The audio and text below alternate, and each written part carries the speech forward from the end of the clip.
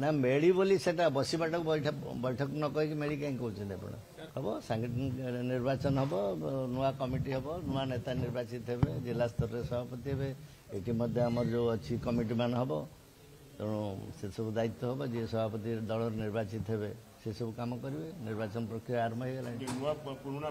ନୂଆ ଆଉ ଯୁବ ନେତା ପୁରୁଣା ନେତା ଏମାନଙ୍କୁ ମିଳିବ ନା ଖାଲି ଯୁବକଙ୍କୁ ଦିଆଯିବ? ଯୋଉମାନେ ଯୋଗ୍ୟ ସେମାନେ ପାଇବେ, ଯୋଗ୍ୟମାନେ ହିଁ ପାଇବେ ସବୁବେଳେ। କିନ୍ତୁ ସାର୍ ଗୋଟେ ଗୋଷ୍ଠୀ ଦେଖାହେଲାଣି ବା ଗ୍ରୁପିଜିମ୍ ବଢିଗଲାଣି ଦଳ ଭିତରେ, ଜୁନିୟର ଲିଡର ମୁଁ କାହିଁ ସେ ଫିଲ୍ କରୁନି। କୋଉଠି ଗ୍ରୁପିଜିମ୍ କିଏ କରୁଛି, କଣ କରୁଛି, ସେ ଗୋଟେ ସେମିତି କିଏ କୋଉଠି ବସୁଥିଲେ ସେ ସବୁ ହାୱା ତିଆରି କରାଯାଉଛି।